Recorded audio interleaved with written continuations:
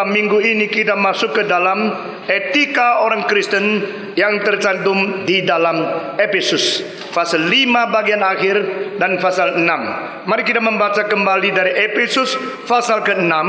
Kita membuka dan membaca bersama-sama Efesus pasal ke-6. Kita akan membaca dari ayat yang ke-5 sampai dengan ayat yang ke-9. Efesus pasal 6 ayat ke-5 sampai dengan ayat yang ke-9. Kita akan bergiliran membacanya. Saya ke-5, saudara ke-6 dan selanjutnya.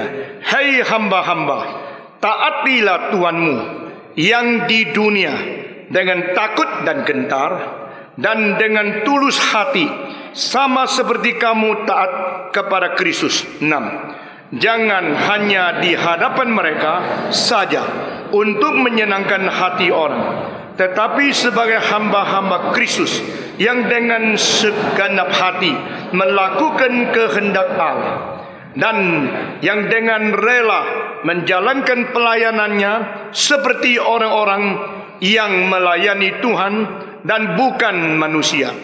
Kamu tahu bahwa setiap orang, baik hamba maupun orang merdeka, kalau ia telah berbuat sesuatu yang baik, ia akan menerima balasannya dari Tuhan. 9 semua membaca. Dan kamu tuan-tuan, perbuatlah demikian juga terhadap mereka dan jauhkanlah ancaman. Ingatlah bahwa Tuhan mereka dan Tuhan kamu ada di sorga, dan ia tidak memandang muka. Mari kita berdoa sekali lagi. Kami bersyukur kepadamu ya Tuhan, dengan mencatat dan memberikan kepada kami pengertian kebenaran yang diwahyukan di dalam kitab suci. Hidup kami dipimpin di dalam jalur yang berkenan kepada Tuhan. Kami berdoa kiranya pada pagi ini Engkau sendiri berkata-kata dan melalui firman yang sudah dicantumkan memberikan pengertian yang sejati kepada kami. Dengar doa kami Tuhan. Kami ingin menjadi manusia yang hidup berkenan di mata Tuhan, dan kami boleh pada satu hari mendapat pujian dan boleh diterima oleh Tuhan.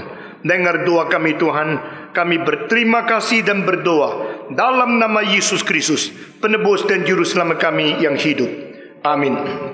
Saudara-saudara, kita telah membicarakan tentang dua relasi yang penting di dalam hubungan manusia dengan manusia di dalam dunia ini. Yang pertama, kita telah bicara tentang suami dan istri. Dan kedua, kita bicara tentang anak-anak dan orang tua. Saudara-saudara sekalian, dan hari ini kita bicara tentang yang menjadi hamba dan yang menjadi tuan. Ini merupakan 3 aspek yang penting sekali di dalam pembentukan masyarakat. Yang satu yaitu suami istri yang mempunyai hubungan yang paling erat, paling misterius di dalam segala sesuatu hubungan antara manusia dan manusia. Dan kedua adalah antara bapa, ibu dan anak-anak.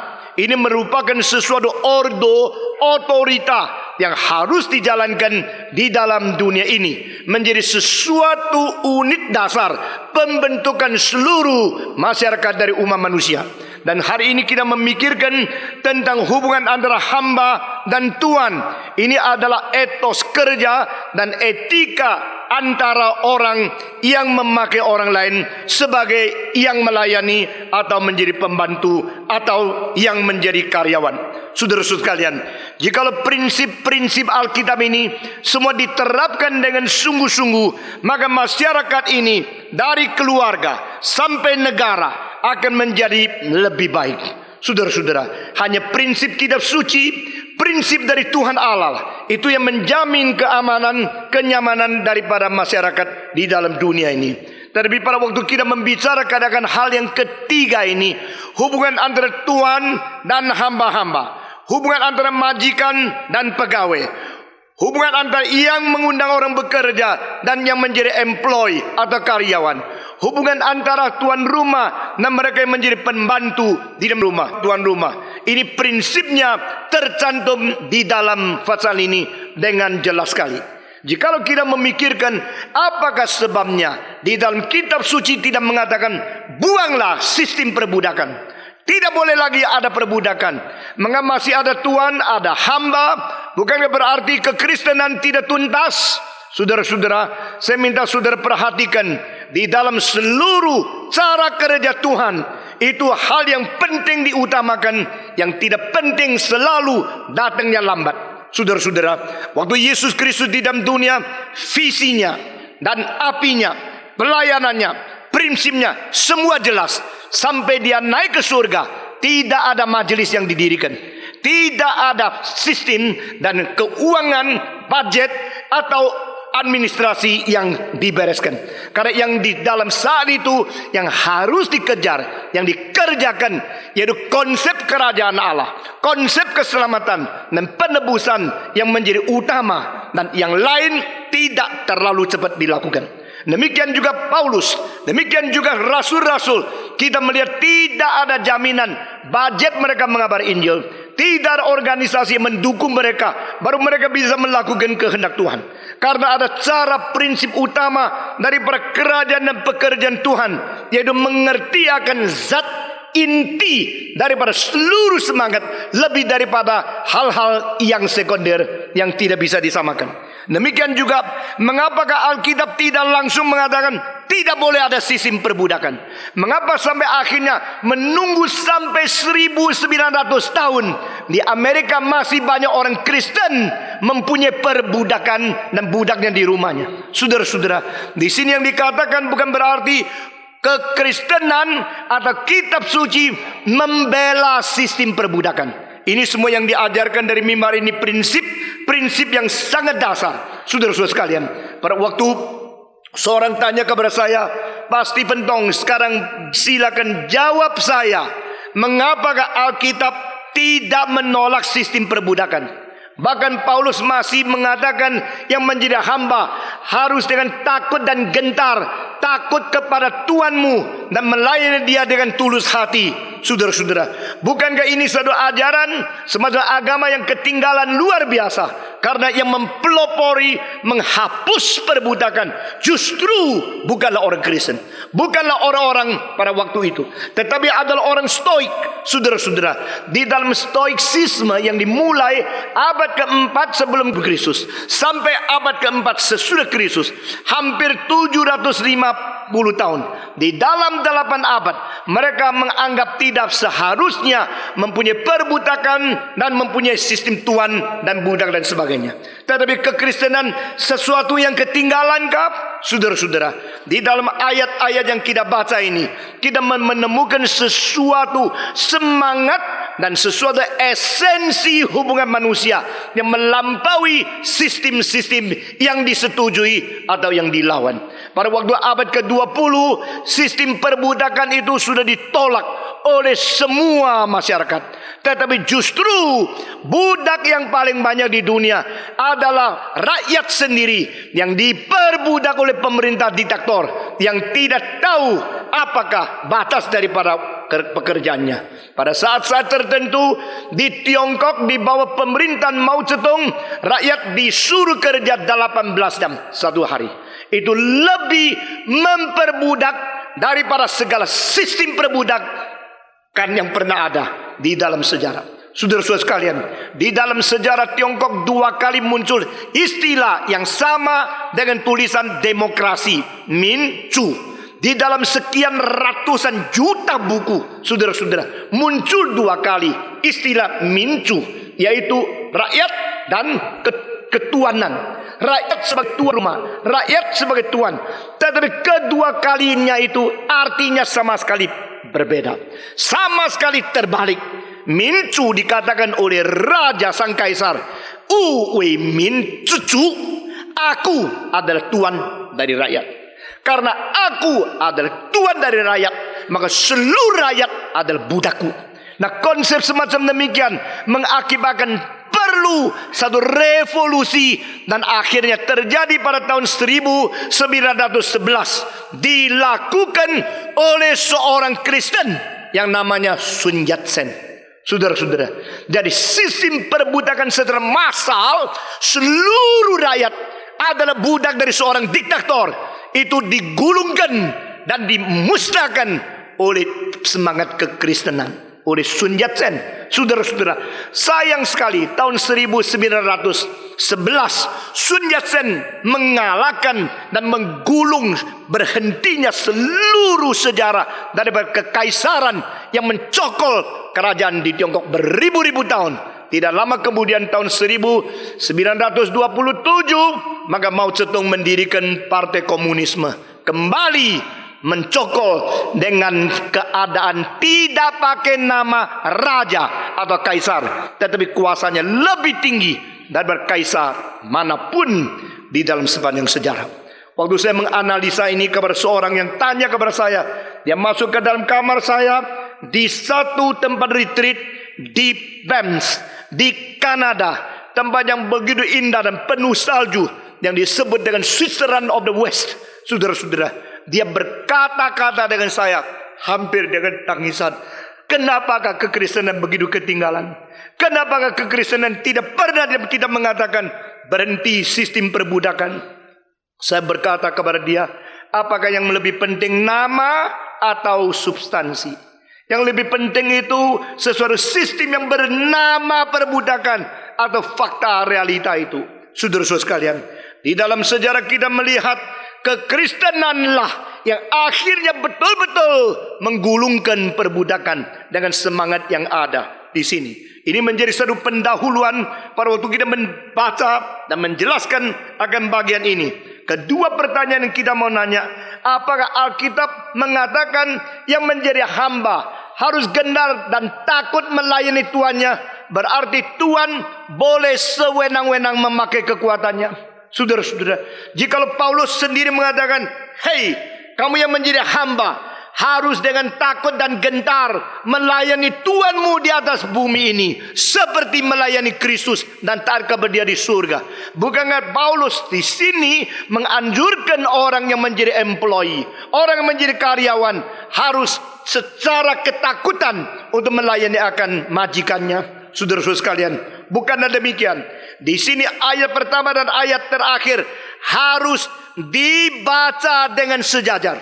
Di sini ayat yang kelima dikatakan, hei hamba-hamba, taatilah Tuhanmu yang di dunia dengan takut dan gentar dan dengan tulus hati, sama seperti kamu taat kepada Kristus. Dan ayat yang ke-9 dikatakan, dan kamu tuan-tuan, perbuatlah demikian juga terhadap mereka, dan jauhkanlah ancaman. Ingatlah bahwa Tuhan mereka dan Tuhan kamu ada di surga, dan Ia tidak memandang muka. Saudara-saudara, kalau kita comot-comot ayat Alkitab, kita bisa bikin teori yang sama sekali menghina, melawan, dan bertolak daripada apa arti sesungguhnya kitab suci.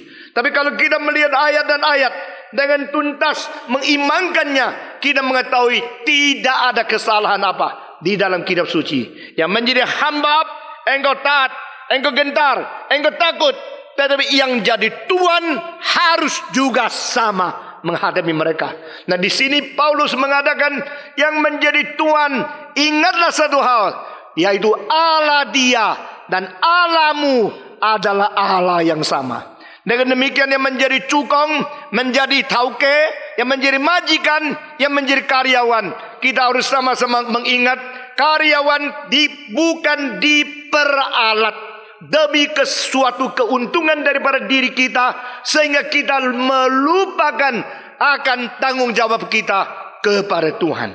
Saudara-saudara sekalian, dengan jelas kita melihat di sini Paulus melihat sesuatu takhta yang tertinggi yang melampaui kekuasaan dan kekuatan apapun di dalam dunia, sehingga yang menjadi Tuhan, ingat ada Tuhan Allah di atas. Yang menjadi pembantu, menjadi karyawan, yang menjadi orang-orang pegawai, juga ingat saya juga memilih Tuhan di atas.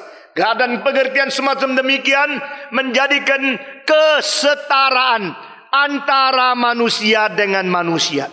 Itu sebab yang menjadi Tuhan bukan mengancam orang yang bekerja di bawahnya. Yang bekerja di bawahnya bukan takut ancaman sehingga melayani dengan gentar karena tidak bertanggung jawab kepada Tuhan. Dengan jelas sekali di sini antara horizontal wealth itu relationship, ada sesuatu kekuatan yang menunggang dan yang mendopang, yang menjadi pengaruh di belakangnya, yaitu vertical relationship. Saudara-saudara, jikalau kita melihat dulu kabar Tuhan, mengerti kehendaknya, lalu kita mengetahui kita menghadapi bawahan bagaimana, dan yang di bawah juga mengetahui saya mempunyai Tuhan, dan Tuhanku juga ada Tuhan dia, kita memperlakukan dia bagaimana. Yang bawah ke atas, yang atas ke bawah, mempunyai prinsip yang menjadi pengerat daripada manusia dengan manusia. Di dalam perjanjian lama kita melihat sistem perbudakan masih berlaku. Bahkan di dalam Taurat tetap ada itu. Itulah sebabnya Tuhan mengatakan yang menjadi Tuhan, jikalau budak itu menjadi milikmu, jangan lupa pada tahun ke-7 biarlah dia bebas. Jadi engkau hanya bisa memakai dia 6 tahun. Sesudah itu dia mempunyai kebebasan untuk pergi daripadamu. Nah, ini berbeda dengan semua bangsa-bangsa kafir. Di dalam bangsa-bangsa kafir, sekali engkau membeli budak itu, dengan uang yang kau bayar kepada pemilik budak, budak menjadi milikmu. Jadi pemilikan daripada manusia yang disebut budak ini tidak ada pada diri sendiri. Dia akan dijual dengan harga yang tinggi jikalau dia mempunyai tubuh yang kuat dan besar sekali. Dia akan menjadi berlaku kalau dia mempunyai kemungkinan bekerja dengan kekuatan yang luar biasa. Seperti beli truk, saudara-saudara. Kalau engkau beli truk yang 1 ton, bayar berapa? Kalau beli truk yang 20 ton, engkau bayarnya berapa kali adanya. Demikian budak yang kecil-kecil, cuma 10.000 sudah boleh dapat. Budak yang spare-nya gede-gede, di sini ada semangka, sini ada mangga, itu boleh jual 20 juta. Lalu engkau boleh memaksa dia bekerja apapun yang kau bisa paksakan dia. Dia tidak berhak membantah. Sistem itu tidak ada di dalam Alkitab. Itu sebab Musa mengatakan ada tahun ke-7, tahun Sabat. Selain setiap minggu ada hari Sabat, ada tahun Sabat. Tuhan yang mencipta manusia, dia mengerti kebutuhan manusia, dan dia mengerti bagaimana menghargai manusia. Bukan saja demikian, pada tahun ke-7 itu ada tahun Sabat daripada budak. Nah, saudara-saudara sekalian, bukan saja demikian, tanah pun diberikan waktu untuk berhenti. Saudara-saudara, kita tanam sesuatu dengan memakai tanah, jadi sesuatu yang bisa dihisap oleh sesuatu hidup daripada pertumbuhan dari tanah ditarik terus. Beberapa tahun kemudian tanah perlu akan Sabat, sehingga dia boleh mengasuh juga. Tuhan bukan sedang mengasihani manusia, Tuhan mengasihani binatang. Tuhan bukan sedang mengasihani binatang, Tuhan mengasihani tanah pun tidak bisa dieksploitasi sembarang, karena dia pencipta segala sesuatu. Nah, saudara-saudara, kebudayaan yang tidak bertanggung jawab adalah merusak lingkungan. Tetapi kitab suci bukanlah demikian. Kitab suci mengajar kita memelihara dan maintain, lalu mengelola, sehingga bumi boleh melayani engkau dengan semaksimal mungkin. Tetapi ingat, dia pun perlu mengasuh. Jika Tuhan sampai tanah saja dipelihara, masa Tuhan tidak memelihara manusia yang dicipta menurut peta dan teladan dia. Saudara-saudara, itu sebab sistem perbudakan yang berlaku di luar daripada daerah tanah suci lain sekali dengan apa yang menjadi sistem di dalam kitab suci. Nah, saudara-saudara, tetapi kalau yang sudah bekerja 6 tahun, pada tahun ke-7 harus dibebaskan. Dia sesudah bebas, lalu dia pikir lagi, dia kembali. Dia mengatakan, saya mau terus menjadi hambamu di dalam rumah ini. Kenapa dia mau? Karena dia tidak akan mendapatkan tempat yang lebih baik daripada tempat dia melayani. Lalu dia waktu di dalam perbudakan 7 tahun pertama, dia tidak sadar. Setelah dia pergi, dia baru tahu memang dunia tidak gampang. Memang majikan saya sangat baik kepada saya. Maka dia pulang dan mengatakan, saya mau kerja lagi. Saya mau menjadi budak di sini untuk selama-lamanya. Karena saya sudah anggap rumah ini seperti rumahku sendiri. Mengapakah ada orang yang sudah dibebaskan tidak mau pergi? Mengapa ada orang sudah dibebaskan mau kembali? Karena dia mengetahui, dia sadar, dia sudah menganggap ini rumah sendiri. Nah saudara-saudara, pada waktu Tuan Roma mau memperlakukan hambanya sebagai orang di dalam rumah sendiri, maka gampang mengakibatkan hamba menganggap itu juga rumah sendiri. Nah saudara-saudara, banyak orang mengatakan, saya mau cari hamba yang baik, saya mau cari pembantu yang baik, saya mau cari employee yang baik. Saudara-saudara, coba pikirkan, kalau engkau sendiri bukan majikan yang baik, hak apa engkau mendapatkan employee yang baik? Dia harus layani saya yang pakai uang untuk mengundang dia. Saudara-saudara, uang itu hanya semacam tanda dan kebutuhan untuk manusia hidup di dalam dunia. Itu bukan hal yang paling penting. Yang paling penting adalah relasi manusia dengan manusia. Yang paling penting adalah cahaya Tuhan melalui karakter seseorang untuk mempengaruhi orang yang lain. Apalagi kalau Tuhan sudah bawa dia ke rumahmu menjadi seorang pekerja di dalam rumahmu. Saya kira pada suatu hari mungkin kita akan menyesal. Orang-orang pernah Tuhan bawa di dalam pekerjaan kita, di dalam rumah kita, menjadi pembantu atau menjadi pegawai. Tak pernah kita baik-baik menghadapi mereka. Lalu kita tidak ada kesempatan lagi melayani orang yang sudah Tuhan taruh di depanmu untuk bertahun-tahun. Saudara-saudara sekalian, orang yang mengatakan, saya mau kembali lagi, saya mau berada di sini. Lalu Tuhan berkata kepada Musa, kalau begini, biarlah melubangi telinga mereka menjadi tanda seumur hidup dia hambamu.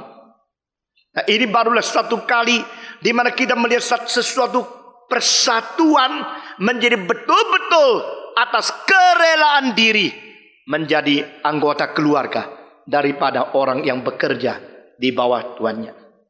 Pada waktu dia kembali lagi, yang menjadi ditandai di pintu, ditindis dan tembus telinganya. Seluruh masyarakat tahu dia adalah hamba selamanya. Sebenarnya tanda ini bukan mengikat dia lagi. Engkau mengatakan, mari kita pura-pura 6 tahun baik sama dia. Setelah dia pergi pulang lagi terus tindis, seumur hidup tidak bisa pergi lagi, baru kita siksa dia. Tidak mungkin. Saudara-saudara, tidak ada orang bisa pura-pura 6 tahun baik kepada orang lain. Tak mungkin itu. Dengan keadaan sesungguhnya engkau baik kepada orang lain, sampai orang itu merasa mati hidup bertanggung jawab, seperasaan dengan engkau, anggap itu menjadi rumah, maka dia kembali, lalu menjadi hamba seumur hidup. Dengan demikian, itu ada keluarga yang mati hidupnya bersama antara Tuhan dan antara hamba. Nah saudara-saudara, ini di perjanjian lama. Pada waktu Yesus datang ke dalam dunia, maka dia memilih menjadi hamba. Itu sebab Keil and Delitzsch, sesuatu komentari perjanjian lama yang sangat otoritatif dari Jerman, menjelaskan hal ini dari Mazmur 40 dan Ibrani pasal ke-10. Karena menemukan perbedaan kata-kata, maka diharmoniskan oleh Keil and Delitzsch. Yang dikatakan di dalam perjanjian lama adalah, engkau sudah menindis akan telingaku. Di dalam perjanjian baru adalah, engkau sudah menyediakan tubuh bagiku. Nah saudara-saudara, pada waktu Kristus datang ke dalam dunia, dia berkata kepada Allah Bapa bahwa engkau sudah menembuskan telingaku. Di dalam perjanjian baru mengatakan, engkau sudah menyediakan tubuh bagiku.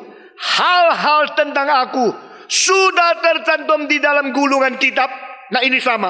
Jadi di dalam perjanjian lama, Mazmur 40, ini kalimat muncul juga di dalam Ibrani ke-10. Saudara-saudara, tetapi aku datang menjalankan kehendakmu. Ini kalimat juga sama di Mazmur 40 dan Ibrani pasal 10. Tetapi ada satu kalimat di dalam Mazmur 40 mengatakan, engkau sudah menindis akan telingaku. Di dalam Ibrani tidak muncul ayat itu. Yang muncul adalah, engkau sudah sediakan tubuh bagiku. Keil and Delitzsch mengatakan, mengharmoniskan hal-hal ini adalah kita mengerti bahwa yang disebut engkau sudah membuka telingaku, justru itu artinya menjadi hamba untuk selama-lamanya. Dan di dalam perjanjian baru, engkau sudah menyediakan tubuh bagiku, Kristologi. Yesus mempunyai tubuh seumur hidup menjadi hamba di dalam dunia sampai mati di atas kayu salib. Itu cara mengerti perbedaan yang satunya dari Ibrani, satunya dari Septuaginta. Saudara-saudara sekalian, jadi di sini kita melihat Kristus menjadi teladan bagaimana taat kepada Tuhan Allah.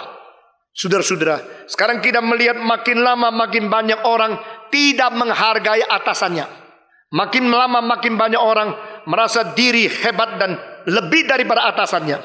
Itulah sebab saudara-saudara, mari kita memikir kepada di dalam hal-hal seperti demikian. Bagaimana Kristus taat kepada yang mengutus dia. Bapa mengutus Kristus ke dalam dunia dan dia rela menjadi hamba yang taat mutlak kepada Allah Bapa. Demikian juga mari kita belajar menjadi seseorang yang mau belajar sesuatu, taat sesuatu dari atasan yang diurapi oleh Tuhan. Nah, saudara-saudara, pada waktu di sini dikatakan bahwa engkau yang menjadi hamba dengan gentar dan dengan takut engkau melayani Tuhanmu. Saudara-saudara, istilah pelayanan dimunculkan di sini bukan istilah karena takut lalu kerja sebagai upahan. Tapi pelayanan, semacam pengabdian. Ini ada cara kita berpikir, kita tentang bekerja. Saudara-saudara, yang menjadi guru, engkau bekerja di dalam sekolahan. Engkau bukan bekerja untuk uang. Engkau bekerja untuk melayani sesama manusia, mengabdikan diri untuk mendidik jiwa yang kecil yang Tuhan serahkan kepadamu. Engkau yang bekerja di kantor, engkau harus setiap, karena di situ cara membuktikan engkau mengindahkan pekerjaan dan engkau kerja dengan teliti, kerja dengan baik. Saudara-saudara, Daniel dan Yusuf, dua orang menjadi contoh pemuda yang kerjanya cerdas, baik, setia, tidak bercacat celah. Dan kedua pemuda ini, seluruh kitab suci tidak pernah mencatat salah atau dosa mereka. Bukan berarti mereka tidak berdosa, tapi mereka hidup tidak bercacat celah. Mereka bekerja di dalam pemerintahan yang tidak takut kepada Tuhan Allah. Namun demikian, bosku, majikanku adalah raja orang kafir. Aku bukan orang kafir. Aku mengabdi, aku bekerja di bawah bos yang ateis atau bos yang melawan Tuhan Allah pun tetap aku mempunyai sifat pelayanan yang menyatakan etos kerjaku, etika sebagai orang Kristen yang menghargai pekerjaan.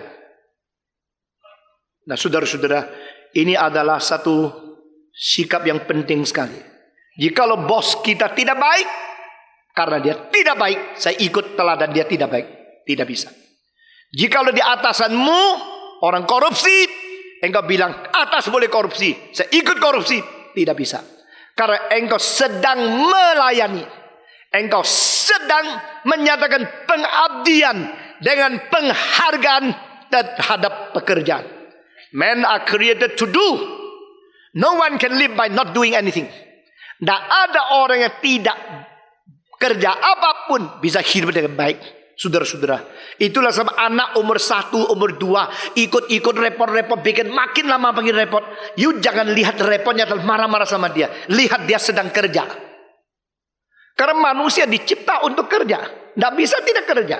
Dan pekerjaan itu harus dimengerti sebagai sesuatu pengabdian saya yang menghargai pekerjaan dan bertanggung jawab kepada Tuhan.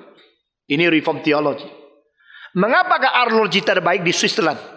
Mengapa yang terbaik pula di Geneva? Apa sebab? Saudara perhatikan, sebelum reformasi, Jerman belum pernah memproduksi sesuatu hal yang bermutu kaliber dunia. Saudara-saudara, mengapakah arloji atau jam yang paling akurat, yang paling teliti, yang paling baik itu di Geneva? Karena apa? Itu tempat yang dipengaruhi oleh reform theology.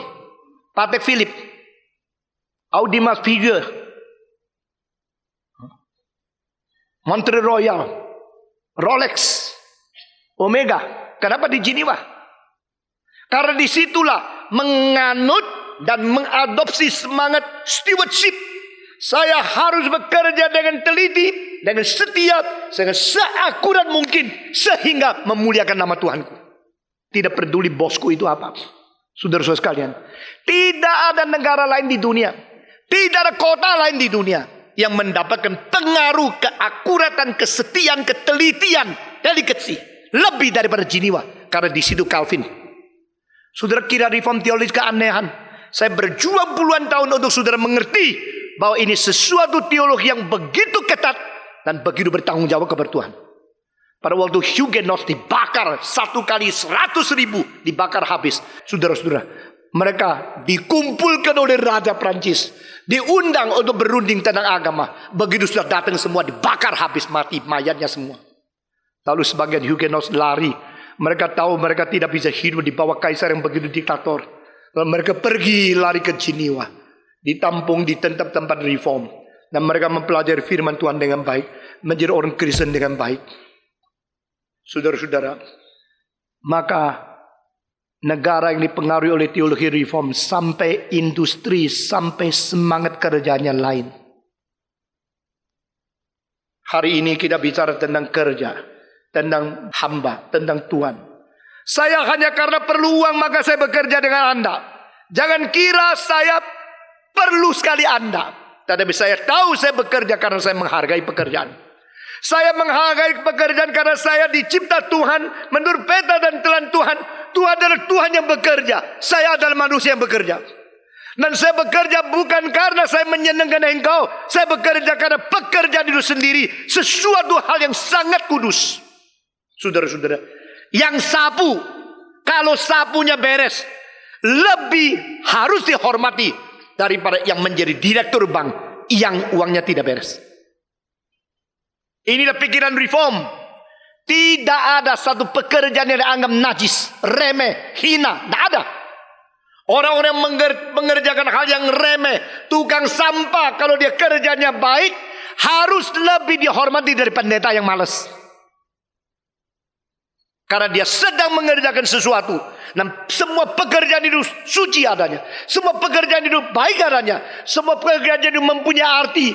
Saudara-saudara, saya sudah berkali-kali berkata kepada saudara, salah satu profesi yang paling saya hina, pendeta.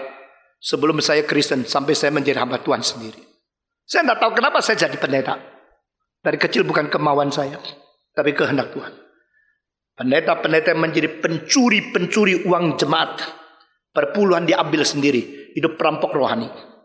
Saya tak pernah menghargai mereka. Biar banyak pendeta membenci saya, tapi saya tetap mengatakan kalimat yang sama. Saudara-saudara sekalian, jikalau seorang jongos, seorang pesuruh, seorang pembersih kakus, kerjanya beres dan sungguh-sungguh, harus engkau lebih menghormati dia daripada menghormati orang-orang mempunyai uang besar, tapi uangnya datang daripada penculikan secara halus atau daripada penipuan, daripada segala ketidakberesan. Mengapa kita menjadi orang, kalau kelihatan orang kaya kita guyu-guyu, senyum-senyum, ekornya goyang-goyang? Mengapa kalau kita lihat orang ini, cici lo, kotor lo? Kalau tidak ada orang-orang itu, kau tidak mungkin hidup bersih. Kalau tidak ada orang bikin kakus, rumahmu jadi apa? Saudara-saudara, mari kita robah. Karena kita sudah terlanjur dilahirkan dalam keluarga orang kaya, maka kita suka dekat orang yang kotor, orang yang jelek, orang yang remeh. Bob Jones University didirikan oleh Dr. Bob Jones. Satu kali dia pidato, dia mengatakan, "Hei gadis-gadis, kalau seorang yang begitu ganteng, begitu bagus, bersih datang menamal engkau, jangan terlalu cepat mengatakan, iya saya menikah sama kamu. Tetapi jika seorang kerja setengah mati, begitu kotor mukanya, mungkin menjadi montir minyak seluruh, tapi dia sungguh-sungguh datang, aku mencintai engkau, lebih baik kau doa baik-baik nikah sama yang ini." Karena daripada tangan yang kotor, jiwa yang bersih, kerja yang berat, dan penghargaan terhadap pekerjaan yang sungguh-sungguh, ada hari depan. Tapi mereka yang dilahirkan dalam segala sesuatu, tidak usah kerja, semua dikerjakan orang lain. Pada waktu ekonomi bangkrut, pada waktu resesi, dia suamimu, mungkin kau tidak ada makanan. Saudara-saudara sekalian, menghargai pekerjaan, menghargai semua pekerjaan, yang tinggi, yang rendah, semua. Jadi tidak ada alasan bagi seseorang menghina mereka yang pekerjaannya kasar, pekerjaan yang remeh, pekerjaan yang kotor. Tidak. Yang menjadi hamba, janganlah engkau karena ketakutan kepada manusia lalu engkau pura-pura untuk menyenangkan majikan. Jangan. Engkau kerja karena Tuhan. Kenapa? Karena Tuhan menciptakan manusia untuk bekerja. Men are created to do. We have to do something. To do something. Dan apa yang dikerjakan harus digabung dengan istilah good. Something good. Kerjakan yang baik. Saudara-saudara, kalau sesuatu tempat perjudian undang engkau dan memberikan 15 juta satu bulan, tetapi engkau melayani orang berjudi, akhirnya adalah keluarga orang lain berantakan, ekonomi tidak karu-karuan, uang-uang itu semua uang tidak beres. Sama satu pabrik seluruh engkau kerja yang bagus, kerja yang berguna, berfaedah bagi manusia, tetapi gajinya cuma 3 juta. You pilih mana? Nah, ini artinya kerja dan bagus, yang baik. Barang siapa menjadi tuan, barang siapa menjadi hamba, asal engkau melakukan kebajikan, engkau diperkenan oleh Tuhan. Saudara-saudara, kita harus mempunyai pikiran yang lebih tuntas dan lebih menyeluruh dengan mengintegrasikan teologi kita dengan seluruh cara hidup kita. Uang bisa dapat banyak, tapi uang dapat banyaknya dari ketidakberesan adalah uang yang terkutuk. Meskipun banyak sekali, akhirnya menjadi suatu kesulitan bagi keturunanmu.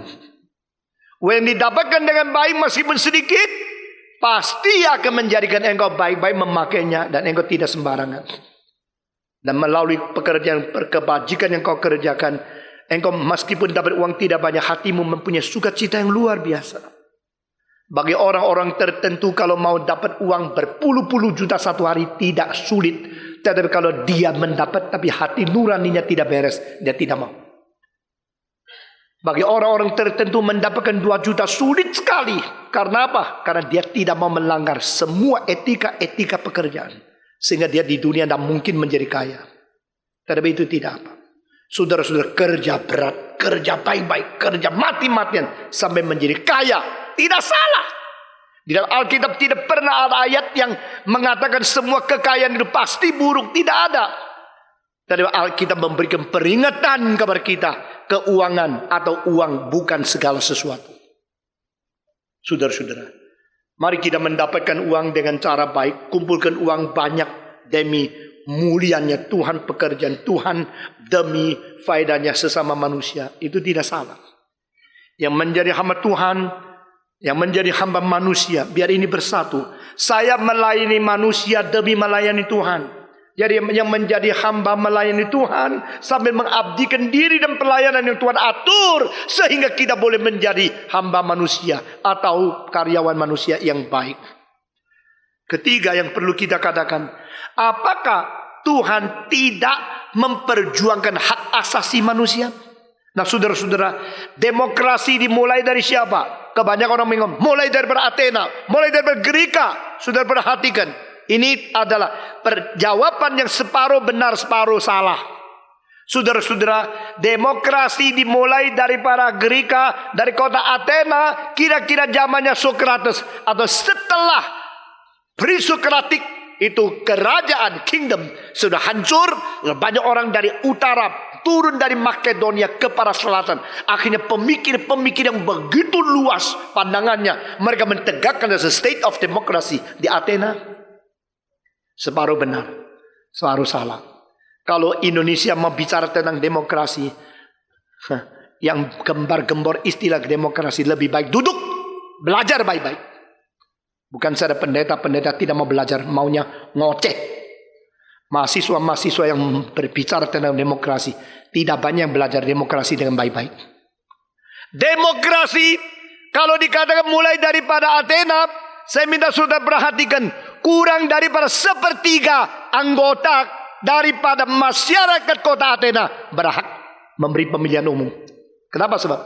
Karena di kota itu kira-kira ada 40% budak-budak yang tidak pernah dilibatkan dan tidak pernah diberi hak boleh memilih atau boleh bersuara. Maka demokrasi Athena itu omong kosong. Demokrasi Athena tidak beres. Lalu yang tanya demokrasi mana lagi? Demokrasi yang berada di dalam konsep Mencius di Tiongkok itu adalah demokrasi ideal, tetapi tidak pernah terlaksana. Itu juga tidak beres. Demokrasi apa lagi? Demokrasi di dalam itu Prancis revolusi itu lebih tidak beres lagi. Karena di situ adalah pencetusan kebencian rakyat yang tidak lagi bertanggung jawab kepada etika dan kepada moralitas. Lalu engkau tanya, Pak Stephen Tong, demokrasi yang sesungguhnya demokrasi apa? Demokrasi setelah teologi reform kembali mentegakkan hak asasi manusia. Karena manusia dicipta menurut peta dan teladan Allah. Saudara-saudara, pada waktu pemerintahan Beijing membicarakan demokrasi, pada waktu pemerintahan di India mengatakan demokrasi, saya sebenarnya hatinya geleng kepala. Karena apa? Karena yang disebut di dalam masyarakat India, mereka sulit membasmi sistem masyarakat yang berkasta yang berbeda. Di dalam pikiran daripada Chinese yang betul-betul membawa demokrasi ke Tiongkok, Sun Yat-sen, dia sebenarnya adalah menerima konsep itu daripada pengaruh kekristenan yang sudah berjalan di barat. Saudara-saudara, tapi Tuhan sudah merobohkan kepercayaan banyak kaum intelektual, sehingga selanjutnya kaum intelektual yang diberikan kebebasan untuk berbicara dengan ide yang berbeda-beda akan mendapatkan penganiayaan atau diskriminasi. Sekarang di Beijing seorang profesor postdoktorat gajinya lebih sedikit dari seorang yang menyapu-nyapu di pinggir jalan. Dan seorang yang cukur rambut gajinya 2 kali dari dokter operasi. Ini di Beijing. Maka ada perkataan mengatakan, orang yang potong sapi gajinya lebih besar daripada orang yang operasi otak manusia. Kaum intelektual karena mempunyai pemikiran yang berbeda dengan konsep-konsep pemimpin daripada komunisme akan mendapatkan diskriminasi dan luar biasa. Saudara-saudara, tidak ada perbudakan. Ada perbudakan yang tidak pakai nama perbudakan. Hanya melalui firman Tuhan engkau melihat jelas kerusakan, kepalsuan, kemunafikan dari semua kebudayaan dan semua masyarakat manusia. Saudara-saudara, apakah di sini mengatakan budak tidak ada hak? Tidak. Di sini begitu ditonjolkan satu ayat yang menjadi Tuhan ingat, yang menjadi hamba ingat, sama-sama yang mempunyai Tuhan Allah di surga. Saudara-saudara, semua deisme hanya mengutip sebagian dari kitab suci. Men are created equal. Itu sebenarnya dari ayat seperti ini. Sama. Yang menjadi Tuhan, yang menjadi hamba sama. Mempunyai Tuhan di dalam surga. Tuhan adalah Tuhan majikan. Tuhan juga adalah Allah daripada budak-budak. Tuhan adalah Tuhan daripada orang menjadi Tuhan. Tuhan juga adalah Tuhan daripada orang menjadi hamba. Sama. Karena mereka mempunyai Tuhan yang sama di surga. Maka engkau jangan mengancam akan hamba-hambamu. Saudara-saudara, orang tidak seharusnya bekerja dengan ditakut-takuti sesuatu yang merebut akan hak asasi manusia. Manusia tidak seharusnya diberikan sesuatu klub di mana manusia merasa hidup dan eksistensi diri terancam. Maka mereka tidak bisa tidak bekerja seperti itu. Manusia harus dihargai, diberikan kebebasan. Tetapi sebaliknya, kebebasan harus dihargai dan jangan dipermain-mainkan. Kebebasan jangan dijadikan keliaran, jangan dijadikan yang tanpa bisa dikontrol. Saudara-saudara, maka Paulus mengatakan dengan yang terbaik, yang menjadi hamba dengan gentar, dengan takut. Karena apa? Karena segala sesuatu yang saya kerjakan, saya bertanggung jawab kepada Tuhan. Kegentaran, ketakutan bukan terhadap ancaman daripada majikanmu. Karena majikan dilarang mengancam hamba-hambanya. Kegentaran dan ketakutan adalah apa yang aku kerjakan pada satu hari akan semua dipaparkan di hadapan Tuhan Allah. Apa yang aku kerjakan akan semua diukur Tuhan sendiri. Saudara-saudara, di Switzerland, di dalam satu lembah masih ada beberapa desa kecil. Orangnya sudah 5-10 generasi tidak pernah keluar dari lembah itu. Karena apa? Mereka mempunyai suatu pikiran stewardship dari reform teologi, kerja dengan baik. Dan mereka dipesan dari nenek sampai anak cucu menjadi orang yang membuat itu skrup yang kecilnya sedikit lebih besar dari rambut untuk arloji yang paling halus. Dan tidak ada skrup di seluruh dunia yang lebih kecil, lebih halus, lebih bermutu. Kalau dibesarkan dengan ini magnificent glass, engkau lihat deratnya. Semua itu dibersihkan oleh tangan manusia dengan alat-alat yang halus luar biasa. Makanya our Lord Jesus begitu mahal. Karena yang makin mahal memakai tangan manusia, pakai pembesar, kerjanya siang malam dengan akurat. Nah, engkau harus gentar, engkau harus takut mengerjakan sesuatu karena Tuhanmu melihat. Saudara-saudara sekalian, maka di sini kita melihat beberapa daripada cara kita bekerja. Pertama, kita bekerja di hadapan Tuhan untuk manusia. Sekali lagi, Yesus di dunia dia melayani Tuhan di tengah-tengah manusia. Dan dia melayani manusia di hadapan Tuhan. Itulah sikap seorang hamba yang baik. Demikian semua pekerjaan ku kerjakan, saya kerjakan karena saya tahu ini bertanggung jawab kepada Tuhan. Saya tahu yang menilai terakhir bukan manusia. Yang tahu terakhir yang memberikan penilaian dan memperkenan pekerjaanku adalah Tuhan Allah. Kedua, mengerjakan dengan tulus hati. Atau terjemah lain dengan jujur. Kerja segala sesuatu dengan jujur. Saudara-saudara, saya kira pabrik yang paling jujur di dunia adalah Havermut Quaker. Saudara mengerti apa yang saya maksud? Havermut Quaker itu paling jujur di dunia. Sekarang sama popcorn yang dijual kantongnya gede, dalamnya cuma berapa biji, berbeda sekali. Saya tantang saudara, itu Havermut Quaker kalau sudah dibuka, dia melembung, coba kembalikan lagi, bisa nggak? Saudara-saudara, itu dia padatnya, padatnya sampai tidak ada angin satu sedikit pun di dalamnya. Itu menjadi etos kerja mereka. Karena apa? Quaker seorang Kristen yang baik dan dia memberikan 50% profitnya untuk penginjilan sedunia. Saudara-saudara, itulah pengaruh kekristenan. Itu semangat pekerjaan daripada ayat-ayat seperti ini. Bekerjalah dengan jujur, bekerja dengan tulus. Saudara-saudara, kalau engkau melihat lagi bangunan yang dikerjakan sekarang, tak karu-karuan. Melihat lagi apa yang dikerjakan, apa yang diproduksikan, apa yang dipamerkan, dipasarkan ke dalam dunia ini. Daripada pabrik-pabrik yang tidak bertanggung jawab. Semua produksi yang terbaik dipengaruhi oleh semangat kekristenan. Semua mesin yang akurat keluar dari daerah-daerah yang dipengaruhi oleh Protestan. Semua mesin yang paling akurat itu dipengaruhi oleh semangat pengaruh teologi stewardship dari reform teologi. Saudara-saudara sekalian, tidak ada yang lebih jujur daripada Quaker. Kalau sudah disaing itu sulit. Karena apa? Orang lain mau jujur seperti itu, bikin Havermut sebanyak itu, harga seperti itu pasti mati. Tapi Tuhan memberkati. Jadi orang Kristen memang tidak gampang, tapi saya sudah menjawab beberapa pertanyaan di sini.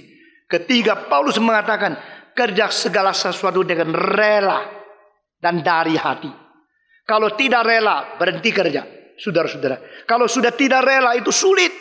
Karena sengsara, keletihan, ditambah dengan rela, menjadi kenikmatan. Semua. Keletihan, ditambah dengan kerelaan, menjadi kenikmatan. 1, 2, 3. Keletihan ditambah dengan kerelaan dengan kenikmatan. Kalau sedikit kerja ditambah dengan ketidakrelaan, menjadi salib terlalu berat. Saudara-saudara, seorang ibu yang kurus menggendong anaknya yang gede, itu dari pagi sampai malam dia tidak ngeluh kok. Dia bilang, oh tuh beratnya, tuh tahu nak nikah. Tidak ada ibu begitu. Dia gendong. Lihat kok bisa. Coba lihat seorang ibu. Semua ibu itu agung sekali. Karena waktu dia harus melayani anak, dia lupa diri. Dari pagi sampai malam dia engkau gendong, dia engkau lihat terus. Luar biasa. Lalu engkau yang menjadi ayah yang jauh lebih gagah dari dia. Coba angkat bayinya. 3 menit ditaruh. Nah saudara-saudara, mengapa? Mengapa engkau bisa, Bu? Mengapa engkau kuat, Bu? Dia bilang, ya saya memang ibu sih. Ini anakku. Jadi sebelum aku gendong di tangan, sudah gendong di perut 9 bulan. Tidak bisa lepas. Sehingga ini sudah menjadi tanggunganku. Dan aku rela kok. Aku rela kok. Satu kalimat dia menjawab semua. Tidak capek, tidak sulit, tidak apa, tidak terlalu capek, tidak rasa berat. Dia menjawab, aku rela kok. Sudah selesai. Saudara-saudara. Segala letih lesu beban berat ditambah dengan kerelaan menjadi kenikmatan. Kalau kerelaan sudah tidak ada, semua menjadi ngomel, menjadi tidak puas, menjadi tidak taat, menjadi segala kebenturan karena tidak rela. Dan Alkitab jelas mengatakan pada waktu Kristus datang ke dalam dunia, maka Allah Bapa mengurapi dengan minyak sukacita. Semua dengan minyak sukacita. Karena sukacita maka lain. Karena rela maka main. Lain sekali. Saudara-saudara sekalian, pelayanan yang ditambah dengan sukacita sama seperti mesin yang besar sekali, jalannya lancar seperti ringan sekali karena olinya cukup. Nah, saudara-saudara, untuk pria saya kasih contoh mobil. Kalau mobilmu olinya sudah kering, engkau paksa lagi, di dalam berapa puluh kilometer jalan mesinnya jebol. Olinya sudah kering, engkau jalan terus. Engkau bilang, lo mobil ini baru pakai 2 tahun, kenapa dia rusak? Bukan 2 tahun, 3 tahunnya, karena olinya tidak ganti. Oli tidak ganti itu, oli kering dipaksa terus sebentar rusak. Biarpun Mercy, biarpun Rolls Royce, biarpun BMW yang paling mahal, sama karena oli tidak bisa dikurangi. Kalau saya pakai contoh untuk perempuan mesin jahit, saudara-saudara, mesin jahit yang tidak dikasih minyak itu lain. Dia boleh sudah kabarnya cepat sekali. Begini saja. Pelayanan juga begini. Kalau saya tidak rela layani, sedikit pun saya rasa capek. Kalau sudah saya rela layani, bagaimana capek? Tetap sukacita. Itu rahasianya. Saudara-saudara, seorang anak disuruh sama ayahnya, bisa tolong enggak? Papa sekarang batuk keras, tolong cariin obat yuk. Cariin obat. Pak, jam berapa Pak? Papa ada jam ya? Anak saya batuk, saya bukan tahu ini malam. Tapi mungkin masih ada pasar malam yang jual obat batuk. Coba tolong dong. Nggak bisa Pak. Besok saya mesti pagi bangun. Saya sudah pakai piyama. Nggak bisa Pak. Tunggu aja, jangan batuk. Tunggu besok pagi.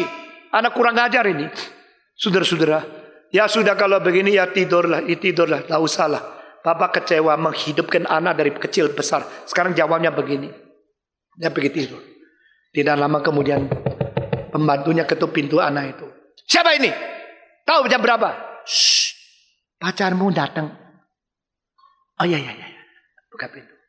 Kenapa malam? Saya juga tidak tahu. Dia ketuk pintu, saya tanya. Dia jawab nama, saya tahu itu pacarmu. Maka saya suruh duduk ya. Suruh duduk. Wah, dia langsung pakaian. Bagus. Pacarnya datang kok. Kalau ada apa? Aduh, sudah jadi musim lain. Papa saya sakit loh, perlu semacam obat, bisa tolong? Oh bisa. Papa saya kasihan loh. Oh ya. Dia sekarang batuk keras loh.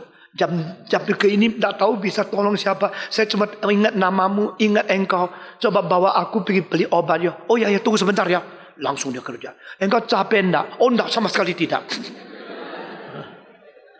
Engkau sudah malam sekali ganggu. Oh enggak Papa, enggak ganggu, sama sekali tidak. Saudara-saudara, papaku sakit batuk perlu waktu saat seperti ini. Papanya dengar di kamar. Papa orang lain, sudah kau begitu cinta dan kau sudah lupa capek kau rela. Tapi kenapa saya suruh kau kerja sedikit, saya tidak mau. Hanya satu hal, engkau sudah tidak rela. Tidak ada jawab lain. Kalau sudah tidak rela, tidak bisa teruskan lagi. Saudara-saudara, mari kita melayani Tuhan dan mengerjakan segala sesuatu dengan pekerjaan dibubui dengan kerelaan. Dengan demikian, maka berkat Tuhan akan tiba kepada kita. Mari kita membaca lagi ayat ini. Kita membaca bersama-sama ayat-ayat seperti ini. Dari ayat 5 pria, ayat 6 wanita, kita membaca lagi.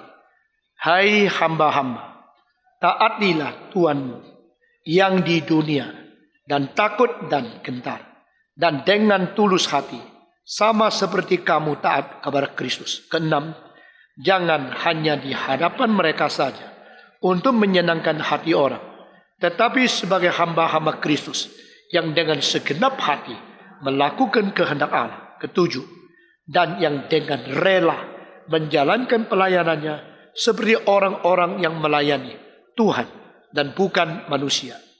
Kamu tahu bahwa setiap orang, baik hamba maupun orang merdeka, kalau ia telah berbuat sesuatu yang baik, dia akan menerima balasannya dari Tuhan. 9. Dan kamu tuan-tuan, perbuatlah demikian dengan juga terhadap mereka, dan jauhkanlah ancaman. Ingatlah bahwa Tuhan mereka dan Tuhan kamu ada di surga, dan ia tidak memandang muka. 9 kita baca lagi 2 kali, kita menghafalnya. Ayat 9. Dan kamu tuan-tuan, perbuatlah demikian juga terhadap mereka, dan jauhkanlah ancaman. Ingatlah bahwa Tuhan mereka dan Tuhan kamu ada di surga, dan ia tidak memandang muka. Sekali lagi. Dan kamu tuan-tuan, perbuatlah demikian juga terhadap mereka, dan jauhkanlah ancaman. Ingatlah bahwa Tuhan mereka dan Tuhan kamu ada di surga, dan ia tidak memandang muka. Coba dihafalkan. Dan kamu tuan-tuan, perbuatlah demikian juga kepada mereka. Hindarkan dirimu dari ancaman. Karena engkau ingatlah bahwa Tuhan mereka dan Tuhan kamu sama-sama ada di mana? Di surga, dan dia tidak memandang muka. Saudara-saudara, bolehkah kita setelah mendengarkan prinsip-prinsip ini, kita yang menjadi pekerja, kita belajar dari Yusuf, belajar dari Daniel, belajar dari Yesus, bagaimana bersikap bekerja di hadapan Tuhan, bertanggung jawab kepada Tuhan, teliti, setia, sungguh-sungguh, rela hati, dari sedalam-dalamnya hati kita mengerjakan sesuatu berkenan kepada Tuhan. Dan bolehkah kita yang menjadi majikan, kita yang menjadi tuan, belajar menghadapi mereka sebagai manusia yang dicipta Tuhan menurut peta teladan Tuhan sendiri, yang sementara ditaruh di bawah kita, supaya kita menghargai, kita mencintai, dan kita menguatkan mereka dengan jiwa yang sungguh-sungguh memuliakan Tuhan. Kiranya Tuhan memberkati kita masing-masing. Mari kita berdiri dan kita mau berdoa. Apa terima kasih, Bapa terima kasih, Bapa di dalam surga, ku beri terima kasih. Sekarang saya minta saudara semua berdoa untuk mereka yang menjadi atasan, mereka yang menjadi pekerja, mereka yang menjadi majikan, mereka menjadi tuan, baik di dalam menjadi pemilik pabrik, pemilik usaha, dan sebagainya. Kiranya Tuhan memberikan kekuatan kepada kita untuk belajar segala prinsip dari Alkitab. Mari kita semua berdoa bagi mereka. Segala kesusahan, khususnya di dalam zaman krisis moneter ini, kesusahan pemilik perusahaan, kesusahan dari perusahaan-perusahaan yang berkaitan dengan krisis moneter, tidak dimengerti oleh employee, tidak dimengerti oleh bawahannya. Kita berdoa untuk yang menjadi tuan, yang menjadi majikan, yang menjadi atasan, menjadi pemilik, khususnya di dalam kesulitan ini. Mari kita berdoa bersama-sama. Semua berdoa. Bapa di dalam surga, kami berdoa bagi orang-orang yang memiliki sesuatu atau menjadi pimpinan daripada perusahaan yang di dalam krisis moneter mengalami kesusahan-kesusahan yang tidak dimengerti oleh orang-orang biasa. Kami berdoa kiranya Tuhan sendiri memberikan kekuatan, Tuhan sendiri akan menghibur, dan Tuhan akan memberikan kepada mereka bijaksana untuk mengatasi semua kesulitan ini dengan kekuatan dari Tuhan. Dengar doa yang kami ya Tuhan. Kami serahkan mereka satu persatu ke dalam tangan Tuhan. Berkatilah mereka dan beri kepada mereka di dalam kesulitan-kesulitan. Tetap memandang kepada Tuhan dan tidak menjalankan hal-hal yang tidak beres. Dengar doa kami Tuhan. Kami serahkan semua ini ke dalam tangan Tuhan. Demi nama Yesus Kristus, penebus dan juru selamat kami yang hidup. Kami berdoa. Amin. Mari kita berdoa bagi karyawan-karyawan yang masih bekerja dan sebagian sudah tidak ada kesempatan untuk menerima income apa-apapun. Mari kita berdoa bagi semua pekerja, semua karyawan yang berada di kesulitan. Berdoa bagi mereka di dalam krisis moneter ini. Semua buka suara berdoa. Bapa di dalam surga, kami berdoa bagi mereka yang bekerja dengan harga yang minim dan mereka yang bekerja dengan sesuatu yang tidak cukup. Kiranya Engkau sendiri akan memberkati, khususnya mereka yang di PHK atau mereka yang diancam di bawah PHK.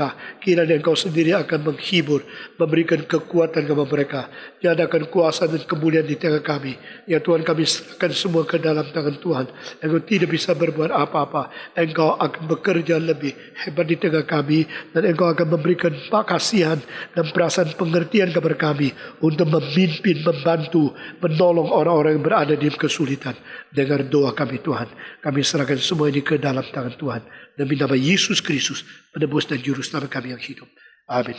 Sekarang kita berdoa, minta Tuhan beri kepada kita perasaan takut kepada Tuhan, perasaan gentar untuk setia melakukan segala pekerjaan yang kita harus tangani, supaya kita mendapat perkenanan di hadapan Tuhan dan kita rela mengerjakan segala sesuatu. Mari kita berdoa untuk kita sendiri, semua berdoa.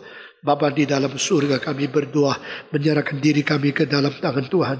Tuhan, Engkau ampuni dosa kami dan Engkau beri kekuatan kepada kami sehingga kami boleh mengerjakan segala sesuatu berdasarkan prinsip yang Tuhan sudah cantumkan di dalam kitab suci dan pengertian bahwa pekerjaan kami adalah untuk berkenan di mana Tuhan, menyenangkan Tuhan dan untuk betul-betul menjadi berkat bagi orang lain.